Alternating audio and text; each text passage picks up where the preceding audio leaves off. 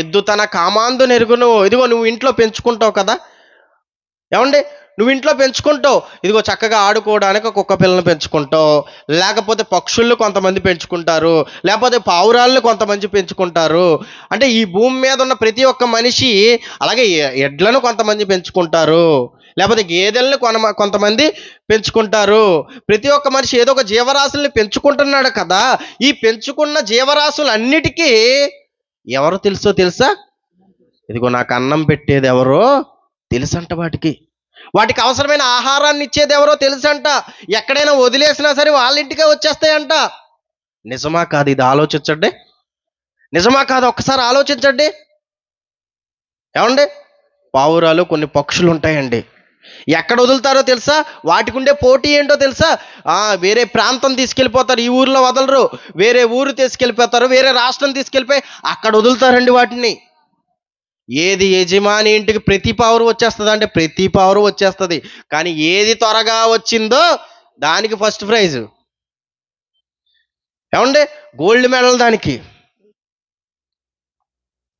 కానీ దేవుడు కూడా మనల్ని భూమి మీదకి పంపించాడండి. ఆయన్ని తెలుసుకోవాలి, ఆయన దగ్గరకు వెళ్ళాలి, ఆయన గురించి తెలుసుకుని ఆయన ఏ విధమైన బ్రతకమన్నాడో ఆ విధమైన బ్రతుకును మనం బ్రతకాలి అని దేవుడు మనల్ని భూమి మీదకి పంపించాడండి.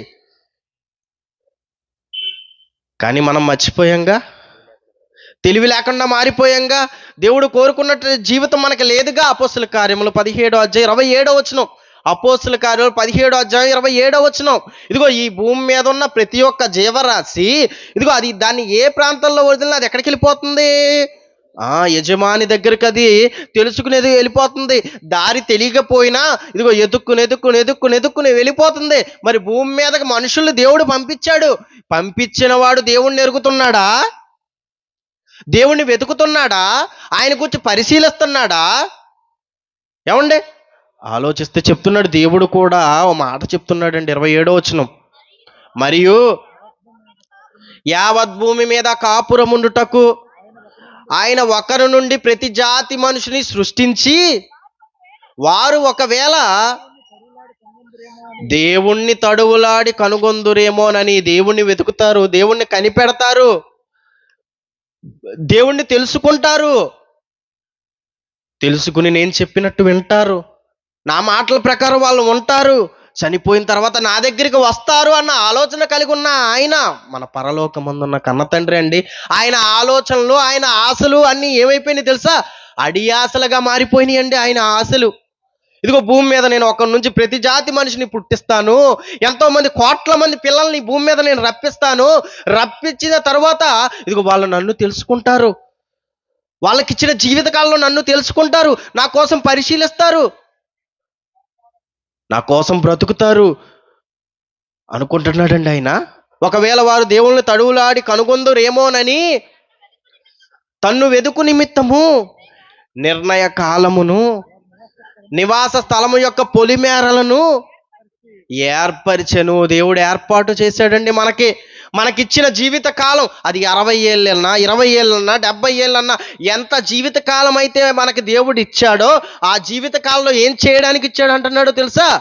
తినడానికి కాదు, తిరగడానికి కాదు, రోడ్ల మీద ఇష్టం వచ్చినట్టు నీకు ఇష్టం వచ్చినట్టు బ్రతకడానికి కాదు, తాగడానికి కాదు, తాగి నీ దేహాన్ని నాశనం చేసుకోవడానికి కాదు, ఇష్టం వచ్చిన ఆటలు ఆడి ఏమండి నీ బ్రతుకుని నాశనం చేసుకోవడానికి కాదు. ఏమండి, ఎందుకు ఇచ్చాడో తెలుసా? తన్ను వెదుకు నిమిత్తం వెదుకుతారు అనుకుంటున్నాడండి దేవుడు. పరిశీలించి తెలుసుకుంటారు అనుకుంటున్నాడండి. తెలుసుకుని ఆయన దగ్గరికి వెళ్తామని ఆది కాలము నుండి, ప్రారంభం నుండి ఆయన ఏం చేస్తున్నాడు తెలుసా? ఆయన ఆలోచిస్తూనే ఉన్నారు.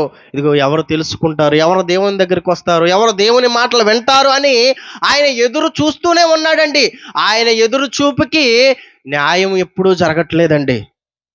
ఏమండి, ఈ ప్రాంతం వచ్చాం, దేవుని మాటలు వినిపింపబడుతున్నాయి. ఎంతమంది వినాలనుకుంటున్నారు ఒక్కసారి ఆలోచించండి. ఎంతమంది దీని గురించి తెలుసుకోవాలనుకుంటున్నారు?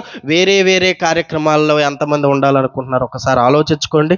దేవుడు మనకిచ్చిన జీవిత కాలంలో ఏం చేయాలో తెలుసా? దేవుని కోసం బ్రతకాలని ఆయన జీవిత కాలం ఇచ్చాడు. ఈ భూమి మీద మనకు అవసరమైనవన్నీ కూడా ఆయన ముందుగానే మనల్ని ప్రేమించి సిద్ధపరిచాడండి. ఆయన ఇస్తేనే కదండి ఈ భూమి మీద ఏదైనా మనకి. ఏ మనిషి అన్నా తయారు చేయగలడో ఆలోచించండి. ఏ మనిషి అన్నా సృష్టించగలడో ఆలోచించండి. చిన్న నీటి చుక్కను సృష్టించలేదు.